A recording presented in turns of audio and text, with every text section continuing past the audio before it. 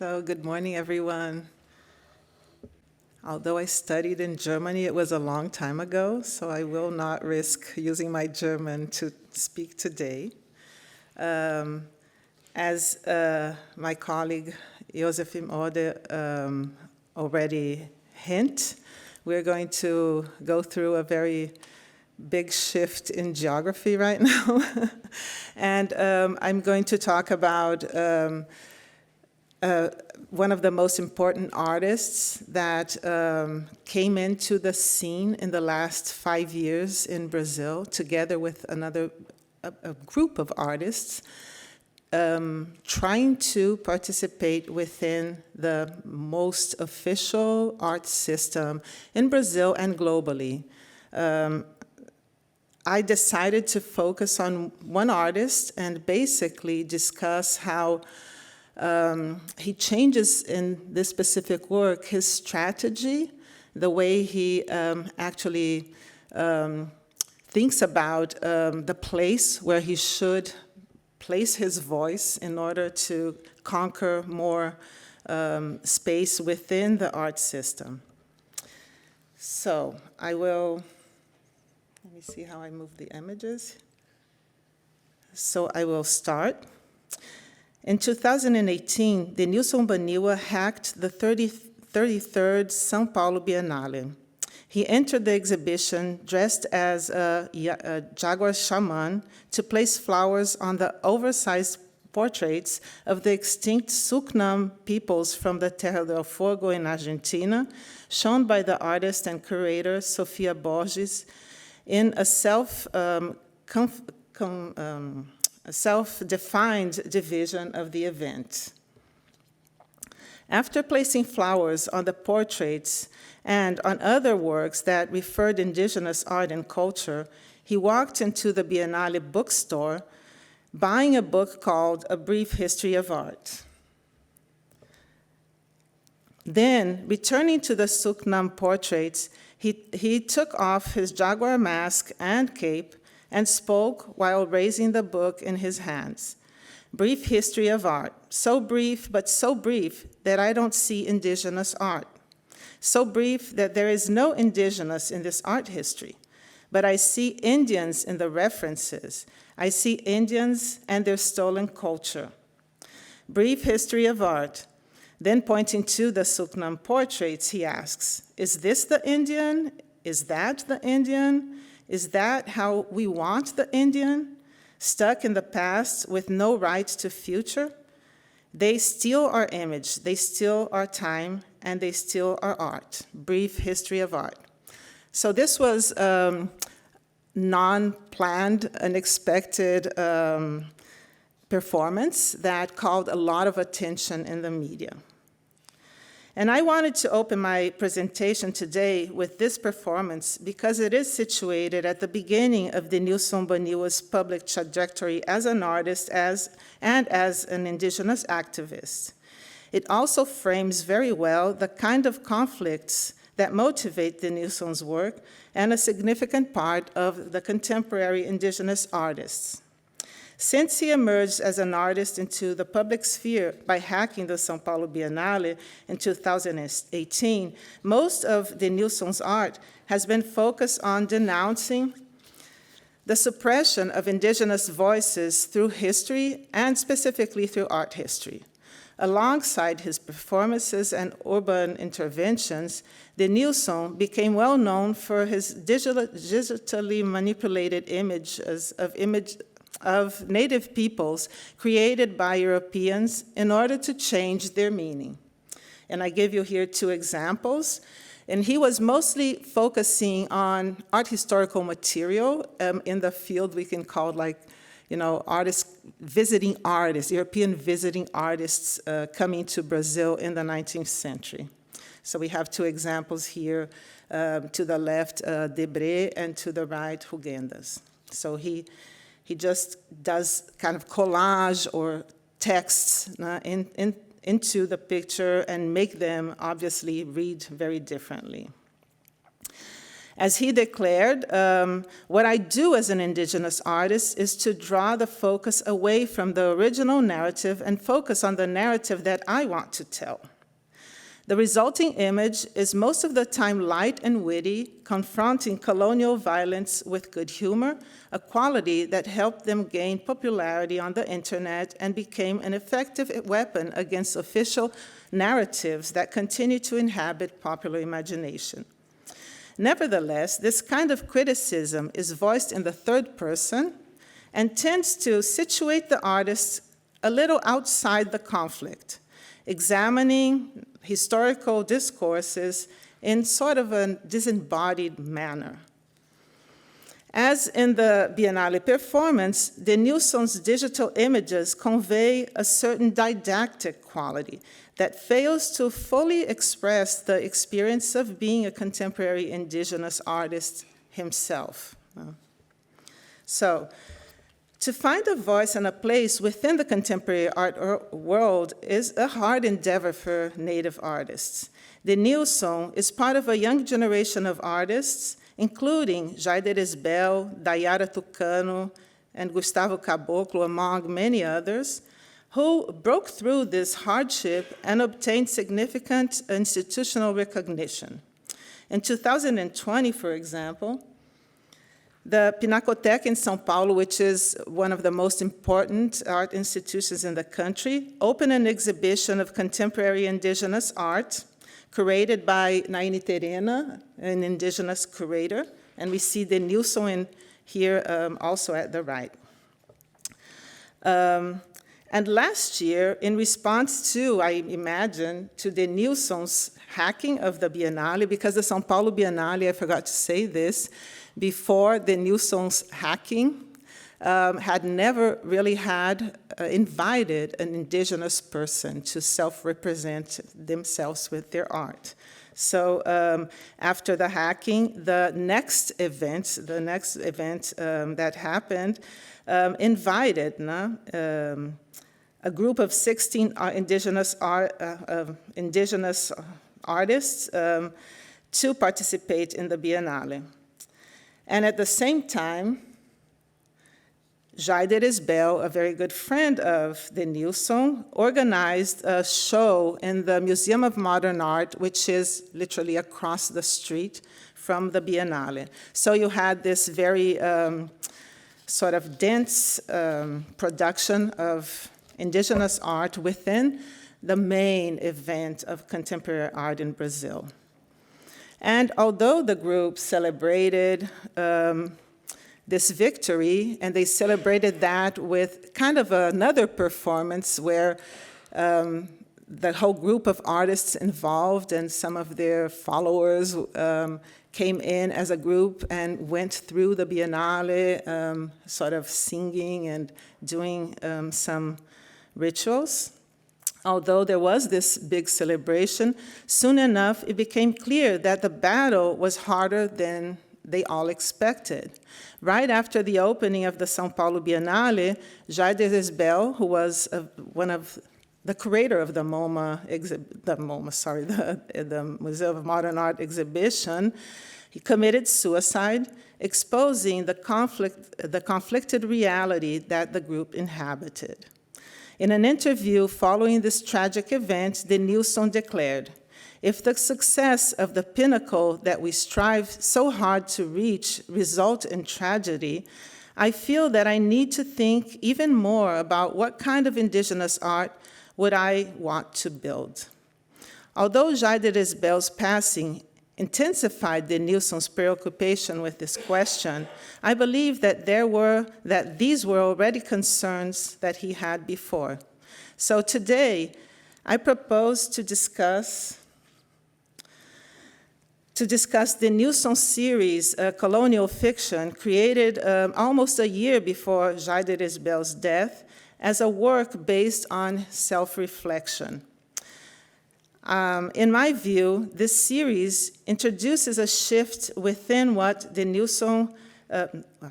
introduces a shift in the way Denilson approaches indigenous art, stepping away from the kind of denunciation discourse he operated with to embrace a more personal narrative based on first-hand experience. I will show how, in doing this, Denilson engages with the concept of popular culture and its slippery terrains to examine the ambivalent place, or to mark the ambivalent place that he feels he occupies within contemporary indigenous art in Brazil.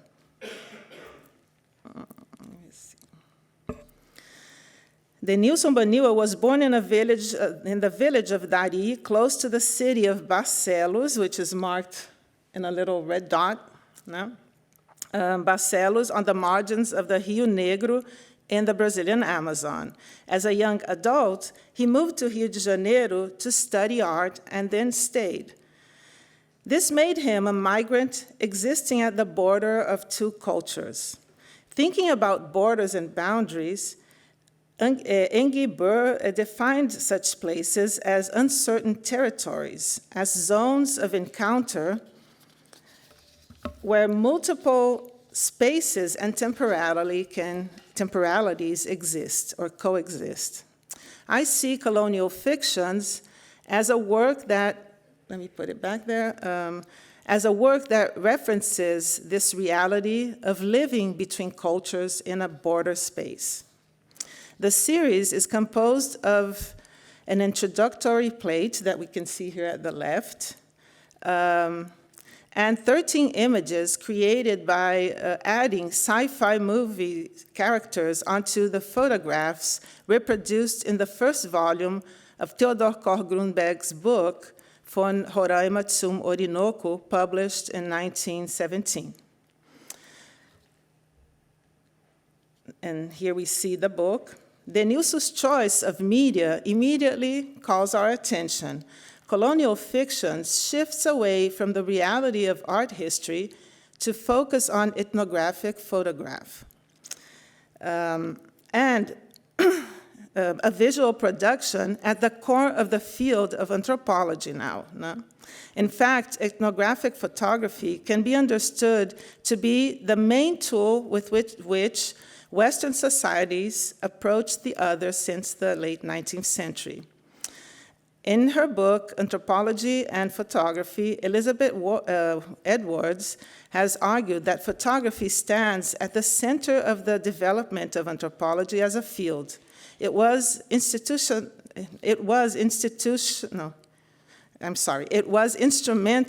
in materializing the separations between us and the other, and making the other available for Western scientific scrutiny. Concretely, the camera was used to create an unsurmountable boundary between photographer and who was identified with the white male investigator, and those who were captured by the lenses and objectified. And as Terence Wright observes himself, the indexical nature of photography further reifies this process of objectification, while also giving photography a status of documentation. Koch-Grünberg, as a German ethnographer who was very interested in indigenous people in Brazil, specifically in the region of the Amazon. He came 4 times to Brazil between the 19th century and early 20th century, dying of malaria during his last trip in 1924. He was at first working for the Museum of Ethnology in Berlin, one of the epicenters of the formation of the field of anthropology in Europe. And later, he became the director of the Linden Ethnological Museum in Stuttgart. As other ethnologists of his time, he relied heavily on photographs as his privileged instrument for documentation. The images reproduced in his book, Von Roraima zum Orinoco, can be considered some of the first documentations of the peoples of the Rio Negro, the exact region where Denilson Baniwa spent his childhood. So Denilson's interest in Koch-Grünberg, therefore, seems to me to have a ground on his personal connections to territory and place. However, Koch-Grünberg's book means much more to Denilson because it was also central to the process of creating a popular and not very flattering image of indigenous Brazil. In 1928, the modernist writer Mário de Andrade published his most famous novel, Macunaíma, A Hero Without Character, that I'm showing here, and I show a picture of Mário de Andrade and a trip he took to the Amazon in the process of creating the book, which became a classic of Brazilian literature. The book was based on Koch-Grünberg's report on the myth of Macunaíma, published exactly in the Von Roraima zum Orinoco book from Koch-Grünberg. Without naming his source, without mentioning his source, Mário de Andrade used the myth and the figure of Macunaíma to express what he considered to be steady traces of the Brazilian character inherited from the indigenous peoples, which were powerful resistances against the advancement of capitalism in Brazil. These qualities were basically backwardness, laziness, and unlawfulness. In 2019, Denilson confronted this damaging narrative in painting his picture, Reanthropofagia, presenting Mário de Andrade's head in an indigenous basket surrounded by native foods and spices.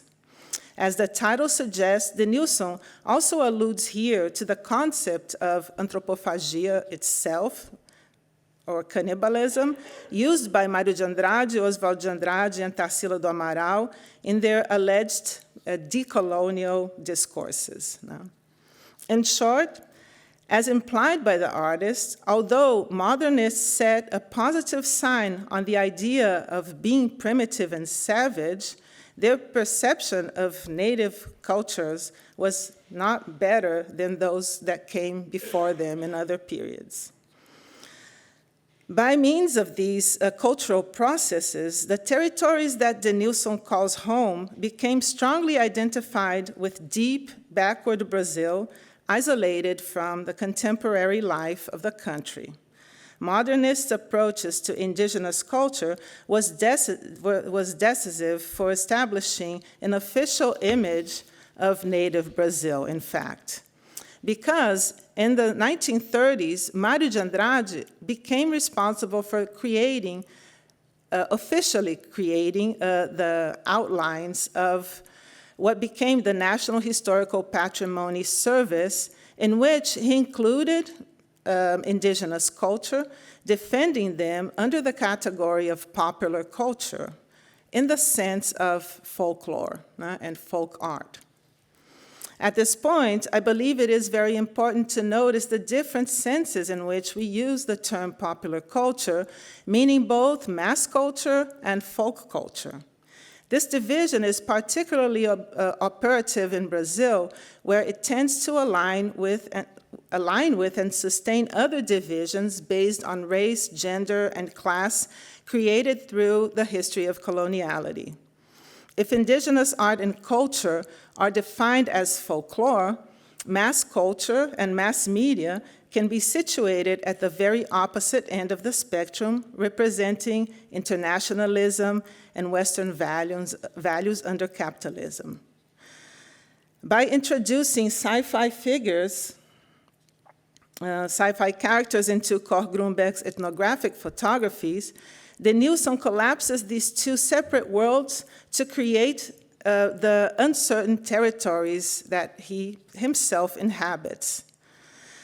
I now would like to show how this uncertain territory actually operates within the discourse of the image here. The first important shift that Denilson's creative gesture provokes is the dissolution of the field of ethnographic photography If, as we said before, Koch-Grünberg's image was characterized by a clear separation between Western white male photographer and his object of study, the introduction of sci-fi characters makes this boundary a little unstable. Sci-fi films have long been interpreted as contemporary compensatory fantasies for Western colonization or colonialism. When we see the alien figures inside the picture frame, we tend to understand them as a metaphor of European invasion, overthrowing the implied separation between us and them characteristic of ethnographic photography. The question then now becomes, who is holding the camera?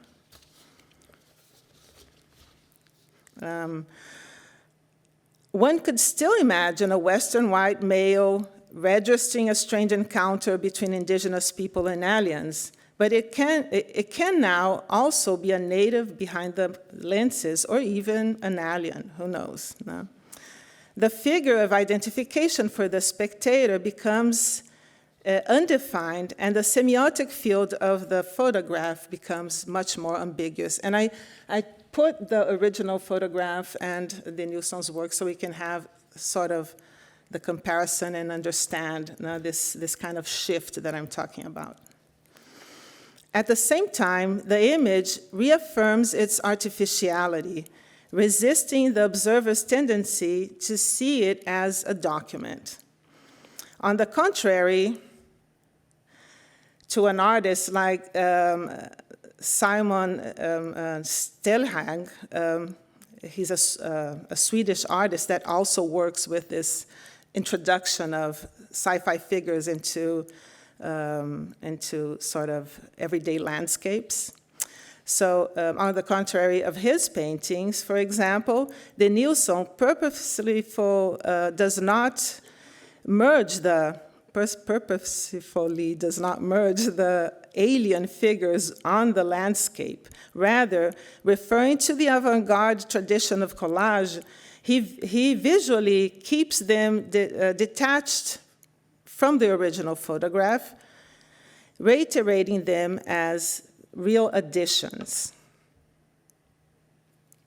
So, in Metropolis, for example, although the robot lady seems to be looking straight at the indigenous man while handing him the last bottle of Mampe Bittere Tropfen, as the title says, her right arm extends beyond the picture, preventing the full integration of the figure into the scene. The same intended artificiality can be perceived, for example, in another plate, A Creature of the Black Lagoon, where the collage introduces sort of a visible rupture on the surface of the water. I think everyone can see, right? It's like a real cut.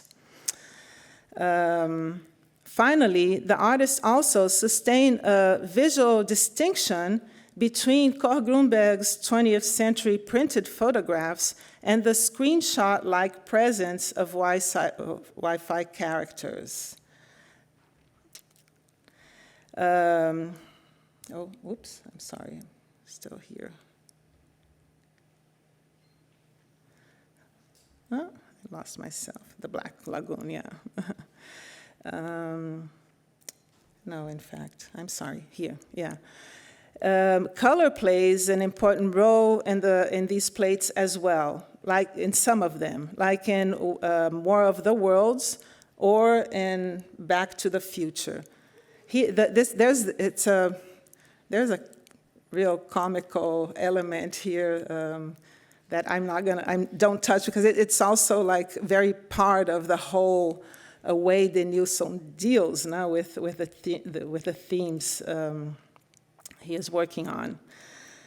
But color here comes as an important element as well. In all of these ways, now the print really detaches from the ethnographic photography. But even in the sci-fi characters that are basically black and white, they stand out for their quality of sort of moving images that recall a character from television. The whole series expresses the tension and irresolution in its attempt to compress and sort of agglomerates, put together two ends of popular culture, the folkloric aspect and what we could call the pop. I see this as a conflicted territory that Denilson himself inhabits, from where he thinks and creates his art.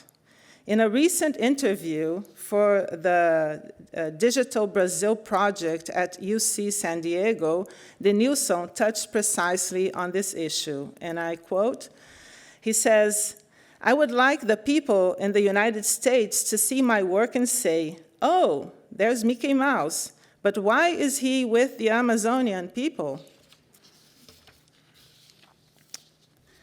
This recognition, it's still the citation here, this recognition of global image in the same space as an unknown field is the history of Brazil's colonization. I would like them to know that there are indigenous peoples in the Amazon who live by their culture, language, and rituals, but who also watch Disney, and that this is, in a way, a type of resistance. So now I would like to discuss the opening image, because I think it contains a lot of this information in itself. The 13 plates narrating the alien invasion of indigenous territories are introduced by an image which is also like a fabricated image, and I believe a statement in itself.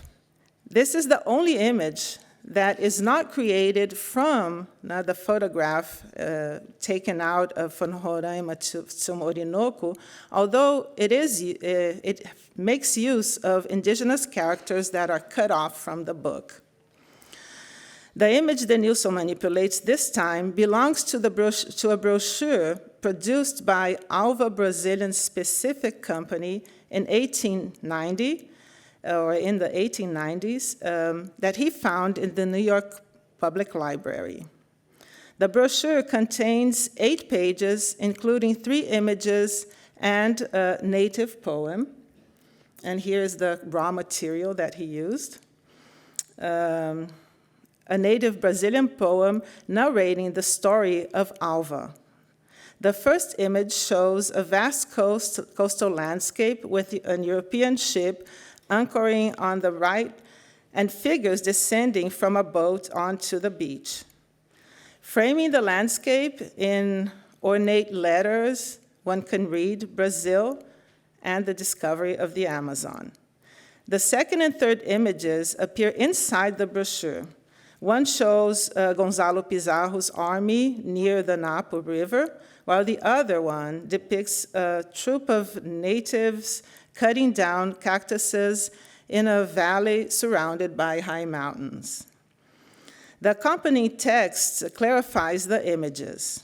It narrates the story of the discovery by Alva of the cactus blood cure, a natural medicine to cure all blood diseases. The text claims that Alva was a Spaniard who joined Pizarro's 1540 expedition, the first one to navigate the full length of the Amazon River. According to the story in the pamphlet, Alva learned from the indigenous peoples about the curative properties of the cactus plant and how to produce medicine from it, keeping this secret until a priest convinced him to share it and finally produce the medicine, and this is considered the moment of creation of the Alva Company. So it is an ad pamphlet from the 19th century. But Denilson's choice of this image for the cover of Colonial Fictions is significant because it locates the whole series within a deep colonial history of exploitation, not only of indigenous labor, but also of indigenous knowledge. This history, extending from the 16th to the 19th century, is then connected to the present through the introduction of these two indigenous men holding cinematographic equipment into the picture. And we can see here, and I just put as reference the pages of the pictures that he used to build the image. With camera, sound, and light devices, they are placed in front of the landscape, looking straight at the beholder as if in a film poster. Their presence immediately recalls the tradition of indigenous cinema in Brazil, which began in 1986 with the project Video in the Villages, created by the anthropologist Vicente Carelli.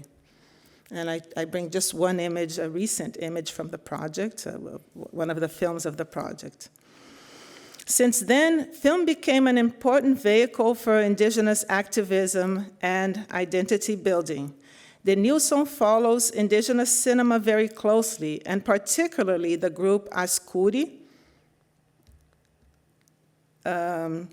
Cultural Association of Indigenous Creators, founded in 2012 as an exclusively indigenous enterprise, engaged in the fight of indigenous constitutional rights, basically. So, for example, in April 2021, Denilson interviewed Kiripiku, one of the Ascuri's film directors, as part of an important event ran in São Paulo called Cinema Between Worlds. The two indigenous figures on the cover of Colonial Fictions do not receive, however, the same treatment. While the one on the left is bare-chested, wearing a bone necklace and has an indigenous musical instrument hanging from his neck, the other on the right is dressed by Denilson in a bright red T-shirt on which we recognize the yellow sun-like circle framing a cangaceiro. This is sort of a folkloric figure from the Brazilian Northeast. Which belongs to an iconic poster of Glauber Rocha's 1964 film, Deus e Diabo na Terra do Sol, or in English, Black God, White Devil. Denilson does not, however, represent the poster image as it is, but substitutes the face of the main character of the film present in the original poster that we see here on the left, by a portrait of Glauber Rocha himself. The reference to Glauber Rocha and Cinema Novo, which is the name of the trend, the genre that he inaugurates with his art, is very meaningful, I believe. Glauber's films are known for its capacity to express the deep contradictions of Brazilian post-colonial society, with very low budget, but relying heavily on erudite traditions of avant-garde cinema, from Eisenstein to Godard. Using a hand camera that moved abruptly between the characters and the landscape, with sharp cuts and exploiting the possibilities of montage, Glauber Rocha delivers a picture of a complex country torn between modernity and the folk,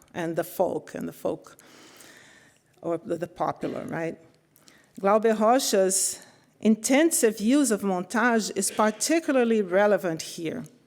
Speaking of the relation between critical anthropology and cinema, George Marcus has highlighted that montage as the central tool for critique in cinema, anthropological cinema. And he says, montage lends technique to the desire to break with existing historical conventions and narratives through exposing their artificiality and arbitrariness. So I think this idea of montage is also the main logic that works in the whole series of colonial fictions. For him, Denilson seems to relate very closely to this idea that is very present in Glauber Rocha's film, and that's why I think he stands like on the T-shirt. For him, it points to the place in which himself stands. And I show again the series, a place between these two worlds that converge but do not really merge. At the same time, as I said before, this seems to be the border from which his imagination can envision the creation of new possibilities of ways of being. No? In art and visuality and migratory culture, Miki Bao and Hernandes Navarro proposed the term migratory aesthetics to characterize art placed at the border of cultures, understanding border as this territory in which difference can be negotiated. I see colonial fictions belonging to this category. Denilson's migratory aesthetics visually exploits the ambiguities inherent in the category of popular culture in Brazil, confronting the imaginary created around folk art and pop art through the media of photography and film, to locate his voice as a contemporary indigenous artist in Brazil. Denilson is not alone in occupying this specific space. According to the last census, 325,000 indigenous live in Brazil in cities today, the equivalent of 40% of the whole indigenous population of the country. With colonial fictions, Denilson has moved from simply denouncing the absence of indigenous voices in society to examine the grounds in which he and his people stand, and from there, be able to speak. According to Jill Bannett, migratory aesthetics is also political, or is above all political.